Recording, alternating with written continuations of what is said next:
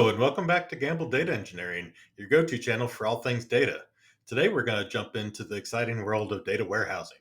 So, whether you're a seasoned professional or just getting started, there's going to be plenty of insights in this episode for you to dig into. So, let's jump in. All right, first off, what exactly is a data warehouse? So, a data warehouse is basically a centralized repository where you store, manage, and analyze large volumes of data from multiple sources. So think of it as a massive library where all of your organization's data is stored, managed, and ready for use. All right, now that you know what a data warehouse is, we're going to discuss four of the key components of a data warehouse. We'll discuss your data sources, your ETL processes, your data storage, and then finally, your data access and analysis tools. All right, so first we'll discuss data sources. So your data sources can live in various places. They could be internal systems such as CRM or ERP systems. It could be external systems such as social media or IoT devices. And it could be other companies that you may have to use APIs to hit. You may be writing code to extract that data in various ways. And your job is to combine all those sources into your data warehouse so that everything has a central place to live. And so you could create that unified reporting structure that we've been discussing. All right, so believe it or not, this next part is actually one of my favorite parts of the whole process, and it's ETL. ETL stands for extract, transform, and load. In some situations, you may be doing more of an ELT process where you're going to be extract, loading, and then transforming within your data warehouse. But you'll see it done both ways.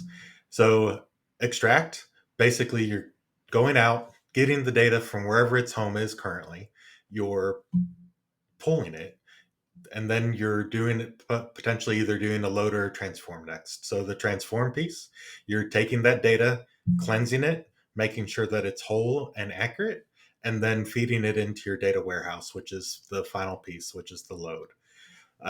Again, in some cases, you may be loading that raw data directly into your warehouse. There are definitely advantages to that, and then doing the transforms within the data warehouse. But that's extract, transform, and load. And it's one of the most exciting pieces of data warehousing. All right, so now we're going to talk about data storage. Data storage is where your data physically lives.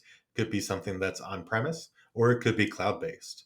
Most modern data warehouses are cloud based because it makes it very scalable. So things like AWS Redshift, Google BigQuery, as well as Snowflake. I've also seen companies use tools within Azure, so either an Azure SQL Server or SQL databases within Synapse or Fabric.